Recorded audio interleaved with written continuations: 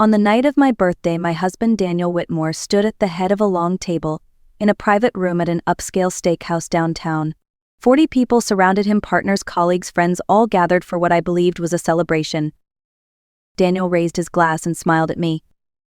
"Congratulations, failure," he said. "We are finished?" For a moment no one reacted. Then laughter broke out loud and sharp.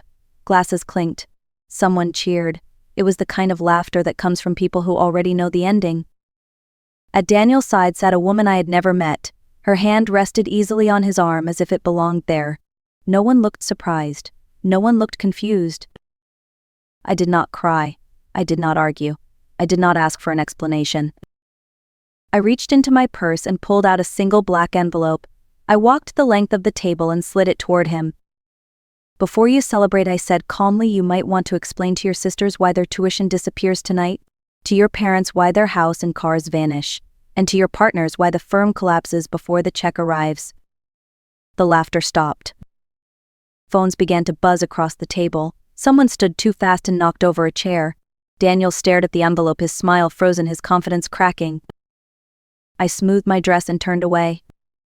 As I walked out of the room, I did not look back. I did not need to. That was the moment everything he built began to fall apart. But to understand how I could sit there so calm while my life was being publicly dismantled, you need to know what came before. The years of silence. The years of shrinking. The years where I learned that being quiet does not mean being weak. That night was not about revenge. It was about the end of pretending. Before I became Daniel Whitmore's wife, I was Natalie Brooks. I grew up in a small town in Ohio where life moved slowly and everyone knew your business whether you wanted them to or not. My father died when I was young and my mother worked double shifts as a nurse to keep us afloat. She taught me how to survive without saying much. You show up, you work hard, you do not complain. I learned early that being quiet made people underestimate you. Teachers praised the loud, confident students while I sat in the back observing patterns and solving problems faster than anyone realized. Numbers made sense to me. They followed rules. They told the truth if you paid attention long enough. I carried that mindset through college and into graduate school. While others chased recognition, I focused on building things that work, models, system solutions that could turn uncertainty into clarity. I believed effort spoke for itself, that if you contributed enough, people would notice eventually. Looking back, I know how common that belief is, especially for women. We are taught to wait our turn, to be patient, to trust that fairness will arrive on its own. I did not see patience as a risk. I saw it as maturity. By the time I met Daniel, I was proud of my work but still uncomfortable claiming space. I was capable but careful, confident but quiet. That combination made me easy to overlook and easy to love for the wrong reasons. I thought I was building a future. I did not realize I was slowly learning how to disappear. I met Daniel Whitmore during graduate school at a small industry seminar. He was one of the guest speakers, confident, polished, the kind of man who spoke as if the future already belonged to him. After the session, he approached me with a question about a model I had presented earlier that day. It was specific, thoughtful, and rare. We started talking after that. Coffee turned into long walks. Walks turned into late dinners where he spoke about the firm he wanted to build. A place that would be smarter, faster, and more ethical than anything else out there. He said he wanted a partner. Not a helper, not a supporter, a partner. I believed him because I wanted to, because his ambition felt like direction and his confidence felt like safety. When he talked about success, he used the word we. When he talked about the future, he said together. When we married, it felt like momentum, not sacrifice. I imagined a life where our strengths complemented each other, his ability to lead and my ability to build. What I did not notice then were the small omissions. How he praised my intelligence in private but redirected credit in public. How partnership always meant contribution but never ownership. At the time, those details felt unimportant, like minor compromises you make when you trust someone. We moved quickly after the wedding, a larger house, a growing circle of professional friends, more expectations quietly settling into place. I stepped into the role everyone seemed comfortable assigning me, supportive, calm, reliable. Daniel liked to say I balanced him. What he really meant was that I made his life easier while he chased recognition. Back then, I still believed patience was proof of love. I did not yet understand how easily patience can be mistaken for permission. From the outside, our life looked successful in every way that mattered. Daniel launched the firm not long after we married. A modern office, downtown, glass walls, open layouts, the kind of place that suggested confidence and growth before anyone asked questions. Clients arrived in tailored suits. Investors listened closely. The firm expanded faster than expected. What no one saw was how that success was built. While Daniel spent his days pitching, networking, and telling stories about vision, I stayed behind the scenes building the seed vine that made those promises real. Late nights in our home office, turning raw data into models that could predict risk and opportunity with unusual accuracy. I did not support the firm. I built its core. The system identified patterns others missed. It reduced losses, increased returns, and gave Daniel the confidence to speak boldly. Every major account stayed because of it. Every profitable quarter traced back to work I had done quietly and alone. At meetings, Daniel explained my work using simplified language he had memorized. When technical questions came up, he redirected smoothly, then answered just well enough that no one pressed further. He introduced me as operations support, sometimes as his assistant, never as the architect. I smiled. I poured coffee. I adjusted slides. At home, I told myself this was temporary, that once the firm stabilized, once the pressure eased, he would acknowledge the truth, that love meant trusting the process. But the months turned into years and nothing changed. At dinners, people praised Daniel for his brilliance. He accepted the compliments easily as if they belonged only to him. I sat beside him, nodding politely, invisible in a room built on my work. I told myself recognition was not important. That teamwork meant shared success, even if the credit was uneven. Looking back, I see how familiar this pattern is. Women carrying invisible labor in marriages and careers, believing that patience will eventually be rewarded. The firm thrived. Daniel's reputation grew. And with every success, the distance between what I knew and what the world believed became impossible to ignore. That was when I began to understand how quietly a life can be rewritten while you are busy keeping things running. The first clear warning did not arrive with a fight or an accusation. It came on an ordinary day that felt like every other one. That morning, Daniel rushed through the kitchen, already dressed, phone in hand, barely noticing the coffee I had set out. He told me he needed the conference room ready early for an investor lunch, and left without waiting for my reply. At the office, I arranged folders and checked the projector while two younger executives talked just outside the glass wall. They did not realize I could hear them. "Daniel is bringing in his old college friend," one of them said. "Chief strategist. Big shift." "About time," the other replied. "And what about her?" "Still playing assistant," they laughed. The words landed harder than I expected. That night, while backing up files at home, I noticed a folder buried deep in the system labeled reorg. Inside were draft plans, new organizational charts, future roles clearly defined. Daniel's name sat at the top. His college friend appeared beside him. My name was nowhere. Not in technology, not in operations, not anywhere at all. One memo mentioned streamlining and removing redundant positions once certain personal matters were resolved. Personal matters. I closed the laptop and sat in the quiet room, feeling a cold clarity settle in. This was not about growth.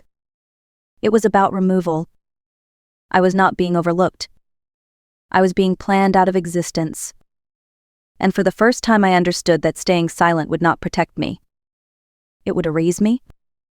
A few days after I found the reorg folder, I went to a small cafe near the office for lunch. It was the kind of place people chose when they did not want to be seen. I had just sat down when I heard a familiar voice behind me. Daniel's assistant was there, speaking softly with another woman. They were close enough that I did not need to turn around to recognize the excitement in her tone. "The birthday dinner is all set," she said. "Private room downtown. He wants everything perfect." The other woman laughed. "So that is when he finally does it?" "Absolutely," she replied. "He has been planning it for months, making sure everything is moved around so she has no leverage when it is over." I stopped eating. "She still thinks it is a celebration," the woman said. "Poor thing," the assistant answered. "Everyone knows about Claire. Everyone except her." Claire. The name settled into place like the final piece of a puzzle I had been avoiding. I sat very still as they talked about seating charts and guest lists as if they were planning a show. Because that is exactly what it was. That night, Daniel came home late. He smelled faintly of perfume that was not mine.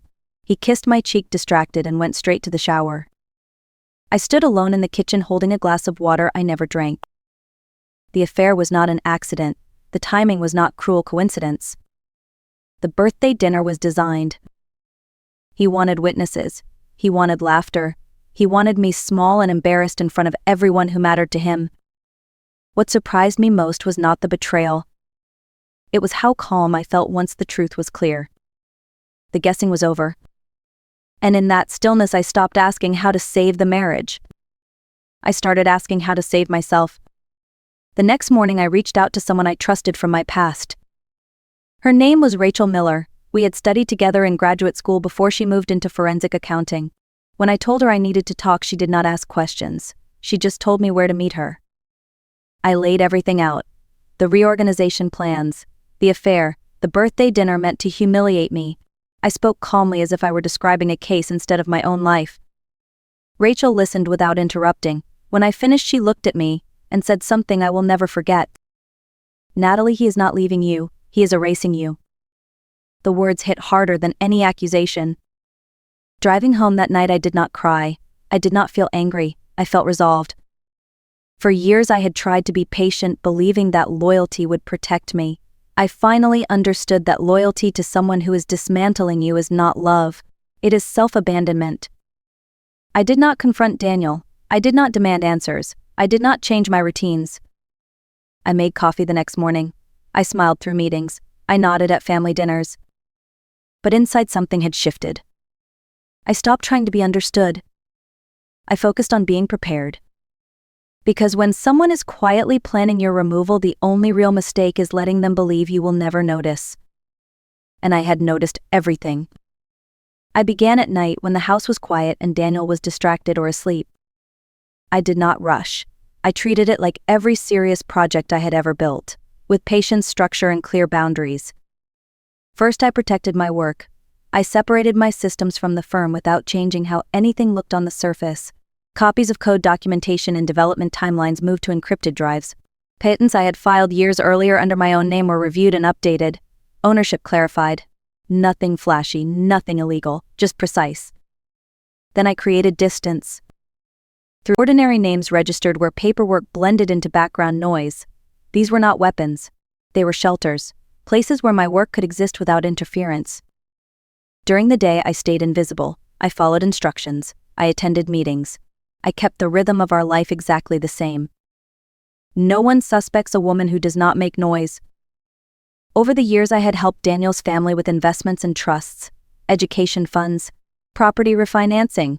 I knew where everything connected, which agreements relied on trust rather than scrutiny.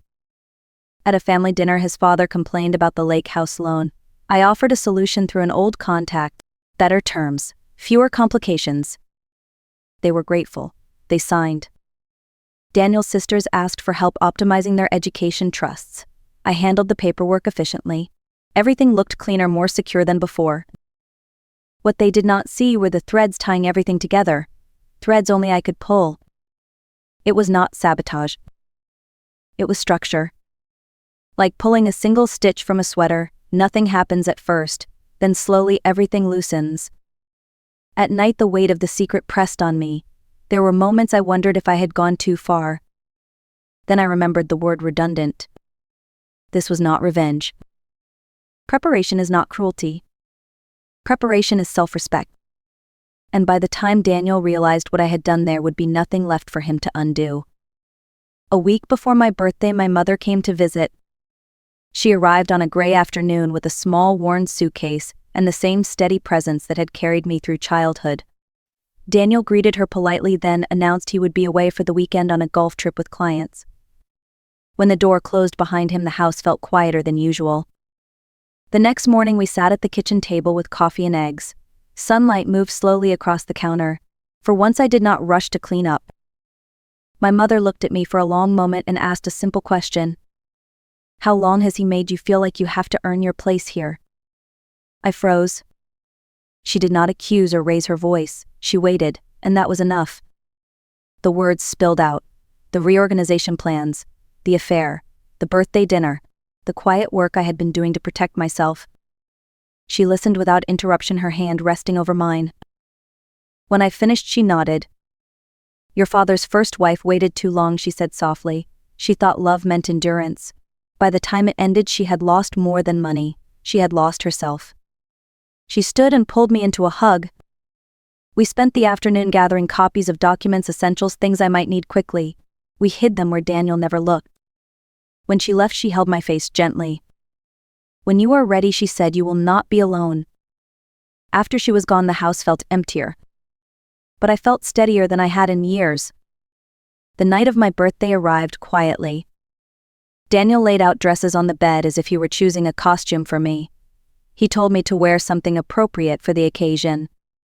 I chose a simple black dress from the back of my closet, one I owned before him, when my clothes were about how I felt, not how I looked beside someone else.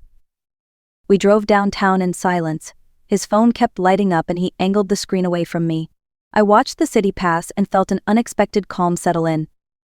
The private room at the steakhouse was already full when we arrived. Partners, colleagues, friends, and their polished spouses filled the space. Every face belonged to Daniel's world. Not one belonged to mine. He guided me to my seat near the far end of the table. His place waited at the head. Beside him sat Claire Monroe, perfectly composed, her smile brief and knowing. Dinner moved slowly. Wine was poured. Stories were told. Laughter rose and fell on Daniel's cue. Claire touched his sleeve at just the right moments, a silent claim.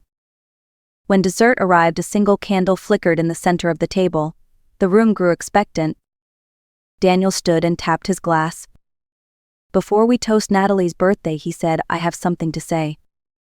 He turned toward me. Congratulations, failure, he said. We are finished. Laughter broke out, instantly sharp and loud. I stood. The sound faded as I walked toward him. I reached into my purse, pulled out a black envelope and slid it across the table. Before you celebrate, I said evenly, you may want to explain to your sisters why their tuition disappears tonight, to your parents why their house and cars vanish, and to your partners why the firm collapses before the check arrives. Silence filled the room. I turned and walked out without looking back. That was the last moment I allowed myself to be invisible. I did not rush when I left the restaurant. I walked down the hallway into the elevator and out into the cool night air. My phone began to vibrate almost immediately, but I ignored it. I crossed the street to my car and drove away without looking back. I did not go home. Months earlier, I had secured a small condo near the lake through one of the holding companies. Daniel never noticed. He assumed my occasional nights away were spent visiting my mother or staying at cheap hotels. The space was quiet and simple. It felt like a place that belonged to me. I made tea and opened my laptop. The dashboard lit up, one notice after another. Access permissions revoked, loans called in. Systems locking behind protocols only I could authorize. The firm platform went dark, first, backups failing silently behind it. Through the restaurant windows across the street, I could see confusion spreading. People standing. Phones pressed to ears. Daniel's father pacing. A tray drop. A chair knocked over. There was no sense of triumph. Only stillness. This was not destruction. It was consequence. For 2 days I stayed there in the quiet, letting the structure do its work. I ignored the calls and messages. On the third morning, the doorbell rang. Through the peephole, I saw Daniel. His suit was wrinkled. His face looked older than I remembered. I opened the door but stayed in the frame. Please, he said. Please, what I asked calmly. Everything is gone, he whispered. I nodded. This is what happens, I said, when you build your life on something that was never yours. Daniel did not come alone the next time. Lawyers followed. Emails arrived filled with threats, warnings, and accusations meant to scare me into giving back control. They spoke about court reputations and public fallout, as if volume could replace truth. I did not respond emotionally. My attorney replied with facts. Time-stamped development logs, patent filings registered under my name years before the firm existed, emails where Daniel asked me to explain my own system so he could repeat it to investors, recordings of meetings where my work was presented as his vision. The threat stopped. Then the board called an emergency meeting. I walked into the glass conference room not as a wife or an assistant, but as the person who held the foundation of everything they relied on. Daniel sat at the table, pale and silent. His college friend avoided my eyes. I connected my laptop to the screen and laid out the ownership structure clearly and calmly. Every system that generates your revenue, I said, belongs to me. The room went still. Someone asked what I wanted. I did not raise my voice. I did not negotiate endlessly. I gave them two options: a clean transfer on my terms, or the complete collapse of the firm once regulators and competitors stepped in. They did not argue. They signed. Not because I demanded power, but because they finally understood who had always held it. I did not stay after the meeting. Once the documents were signed, I closed my laptop, stood up, and walked out of the building without looking back. The glass walls, the long table, the echoes of old meetings all belonged to a life I had already outgrown. Within months, I sold the core system to a competing firm. The deal made headlines, but I did not celebrate it. The number mattered only because it bought me freedom. I leased a modest office overlooking the lake and started over under my own name, Brooks Analytics. No borrowed reputation, no shadows, just the work. This time I chose my team carefully. I hired women I had met over the years who reminded me of myself. Brilliant, overlooked, patient to a fault. Women whose ideas had been quietly used by others without credit. We worked side by side. Credit was named. Contributions were visible. No one disappeared so someone else could shine. Our first client signed within weeks. Then another. The returns outperformed anything Daniel's firm had ever produced, not because we worked harder, but because we worked honestly. For the first time, success felt clean. I was no longer trying to prove I belonged in the room. I was building a room where belonging was never questioned. That was the real beginning. Not of a company, but of a life that finally felt like mine. Several months later, I saw Daniel again by chance. It was at a business conference downtown. He stood behind a small booth for a minor advisory firm, wearing a suit that no longer fit quite right. His smile was polite, strained, offered to people who barely slowed their steps. When our eyes met, he looked away first. I walked into a full room to give my talk. I spoke about systems and strategy, but also about ownership. About how ideas are often born in quiet places and how easily they are taken when the person who built them stays silent. Afterward, women approached me one by one. Some shared stories that sounded painfully familiar. Others simply said thank you. With part of what I earned, I started a small foundation. Quiet grants for women whose work had been overlooked. Legal help to protect what they create. Mentorship without ego or conditions. I did not do it out of anger. I did it because no one should have to disappear in order to belong. Standing by my office window one evening watching the lake turn silver, I thought about how much my life had changed. I did not destroy anything. I dismantled what was false and built something real in its place. Sometimes betrayal clears the space for your truest self to emerge. And in that space, you do not just survive. You finally live. If this story resonated with you, stay with us at The Art of Revenge. Like, share, and